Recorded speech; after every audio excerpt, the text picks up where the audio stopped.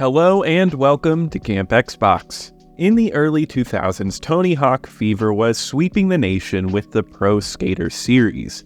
These games were massive hits and leaked into other extreme sports titles. Yet, what if you took a Tony Hawk engine and mixed it with the iconic Disney brand? That meeting gave us Disney's Extreme Skate Adventure. I played through this one recently, and let me tell you its history, lasting impact, and my opinion on it. All footage was captured off of an original Xbox, and I want to thank my YouTube channel members for their support. But let's go ahead and hop into the history of this game.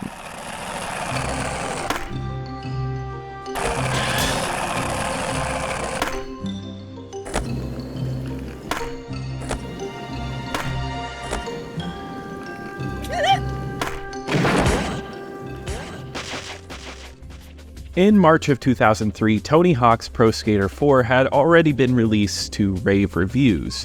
It featured a more open and story-based concept to the franchise that would continue to be a staple for the series as it grew. Its gameplay foundations were well received, and it was the premier skating game.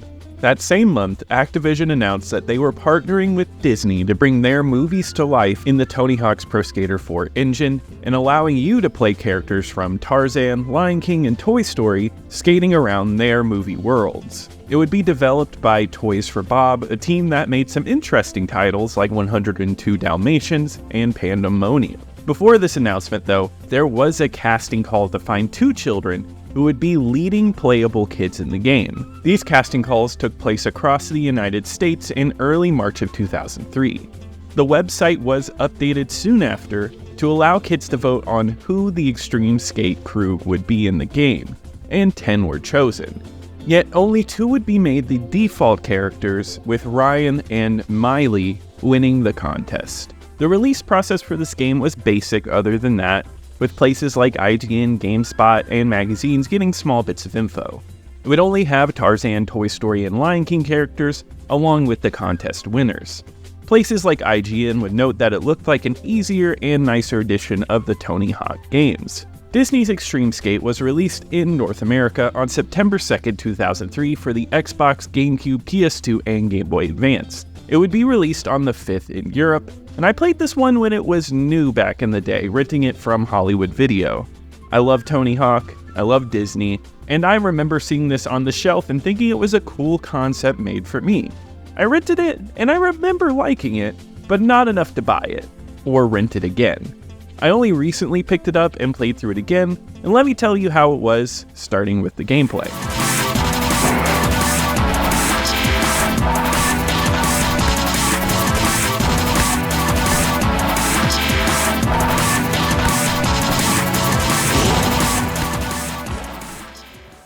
In Disney's Extreme Skate Adventure, you get to pick from a selection of Disney characters from 3 select movies: Lion King, Tarzan, and Toy Story. Each character can skate in their own movie world, and you can choose a kid from the Extreme Skate crew who has the exclusive Hollywood level with multiple transports to each movie level to skate in.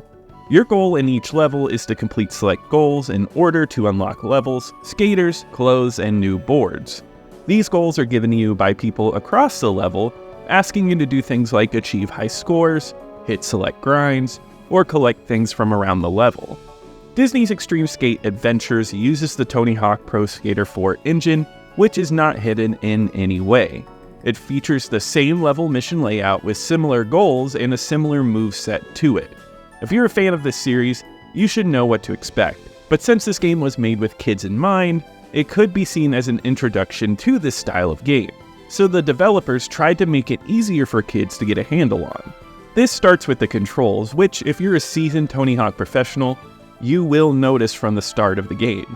It has a simplified moveset that makes it easier to hit moves in the air, and doing things like manuals is just a button press instead of an up and down motion. This is made with kids in mind who can't move their hands all around the controller for Tony Hawk arcade play. It throws someone like me off, but I understand why it's there. Luckily though, you can swap to Pro controls in the options, which is just the classic Tony Hawk control scheme, and then the game plays perfectly. It's the same revert, manual, grab tricks, and more you expect from the series, and here it's buttery smooth. How things move, looks, and feel excellent, and pulling off combos is extremely fun. This game plays wonderfully, and it's a fun skating game. There aren't as many moves, with directional inputs for flips and grabs being less than usual, but this is not a hindrance. Every Disney character is crafted with unique moves and animations, and it brings them to life when you skate as them. I'll take fewer moves in favor of different moves to give every skater a personality. The controls are the best part of this game in Pro Mode, and it's a blast. The ease does enter into the missions of the game as well. For the most part, the missions are fun and mainly what you would expect from Tony Hawk, with much less strict timers and easier scores to beat. Going into this as a fan, you will feel like you are rushing through the game's missions and goals. Some missions are as simple as grinding a few rails and calling it a day. It puts me in an odd spot as a reviewer because on one hand, it's far too easy, and I was through this game rather quickly. But it's also a game meant for kids. I think it slightly brings down the experience since I assume most of us playing are adults nowadays. But it's really not a huge detriment because it's still fun. I think it works well as an intro, which is greatly appreciated, but it doesn't feel like it can match any of the rest of the series in any way. I think getting high scores, collecting skate letters, and more specific goals like destroying Clayton's tent in Tarzan are still fun. It's just really simple. I don't consider the simplification to be a big fault of the game, but I found one element of the game to be a mixed bag. The levels are very hit or miss with me, with some messy design choices and some inspired ones. I think from the start, Hollywood is a great classic Tony Hawk map taking place in the city. It's a fun intro and works as a great hub world to the rest of the game. There's fun touches like a grocery store and a movie theater that are fun to look at. Toy Story hands down has two of the best levels in the game. I think being tiny in large worlds lends itself great in video games, and skating in giant versions of Andy's Room and Pizza Planet is perfect. These are well designed using ideas of verticality and creativity. These are all well laid out and are the first levels you will most likely experience. Right off the bat, I was impressed and loved this game based on the controls and designs of these levels, but once you sink into the levels like Zurg's Base, the human camp from Tarzan, and every other Lion King level other than Pride Rock, there are layout issues making this game a mess. A few levels are broken down into labyrinths of many rooms and it starts to feel maze-like. You'll have goals requiring you to travel between sections, and it's pretty confusing where to go. There's a Lion King level in the graveyard, and this is a mess of multiple sections that make no sense on connections. I'm sure if you sit and play it for a long time, you can learn it and make sense of it, but I feel like it should be instinctual and not laid out randomly. It's still fun with good course design and fun gaps, but I do feel like the level design in areas is poorly implemented. They feel too large and a bit messy. I also just wish there were more movies here. I think only including 3 is a missed opportunity. I like all 3 of the movies and I think they are fun choices, but I feel like more Disney classics could have been put in here to make it more like Tony Hawk Presents Kingdom Hearts. Now, it may seem like I'm trashing this game with a lot of complaints, but I still had a great time with Extreme Skate Adventure. It has its pitfalls with some level design and mission simplicity, yet I'd say a good amount of the levels are great to skate through, and even with easy missions, it feels excellent playing in them. The Tony Hawk Pro Skater 4 engine helps make controls feel great, and the trick variety for each character along with unique animations is a joy. Skating through the game is excellent, and it would be suitable for a younger fan or someone getting into the series. Even with some issues, I still think the gameplay is a good time. Nice! Yes! Alright! Alright! You were amazing! Hey, This game runs at an excellent 720p and 16:9 widescreen on the Xbox, and I think it looks fantastic. It elevates the base engine by capturing the Disney charm and excellent fidelity on the console. For one, the character models are excellent, especially on the animal characters like Tantar or Timon and Pumbaa. They display bright colors and great movement that makes it feel like a Disney movie coming to life. And I don't mean that in hyperbole either. I think the look in this game is some of the best you can get from Disney in this generation. You could tell that the team that worked on this game worked hard to ensure everyone was unique and looked great while skating. Everyone has personal touches like Tarzan grinding with his feet, or Woody doing rodeo stunts. It's outlandish and fun to look at. The level design hits these notes with stride as well, with lush colors in jungles where Tarzan resides, and bright colors in places like Pride Rock. The developers once again instilled the movie's sensibilities into the levels, and makes for some fun details and layouts. Tarzan looks great when you go through the treehouse, and it also looks great when you go through the arcade room of Pizza Planet. There are so many fun skating touches here, and they pull out the essence of the movies in the game. It looks wonderful, and if you're a fan of Disney movies, then you have a visual treat here. On the Xbox, there are no issues with performance, and it all looks crisp while rolling through it. I think this game is a great looking experience. Thanks for delivering the double cheeseburger. The next item is a medium order of fries for shopkeeper McDougal. Don't let them get cold.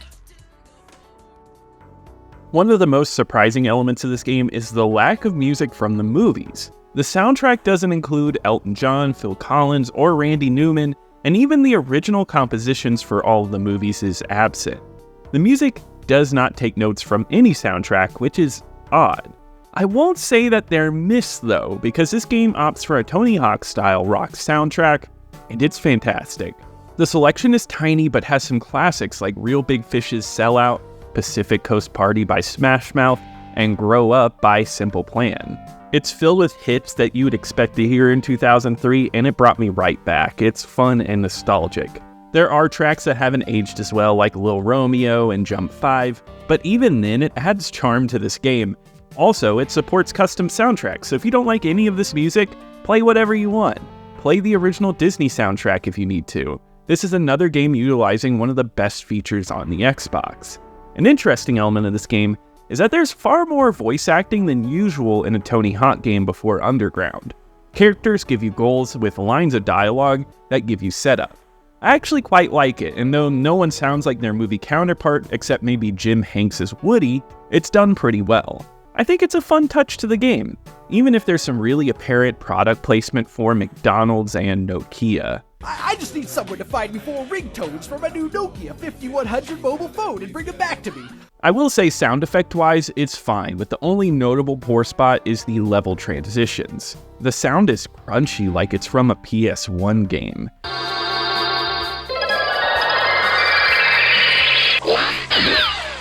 It feels odd because the rest of the sound from the grinds and wheels on the ground are top notch. I don't know where they pulled this sound effect out of, but honestly, this is just a nitpick. Overall, the sound work in this game works well, and I think its audio makes this game memorable. Oh, listen to this sweet, sweet music.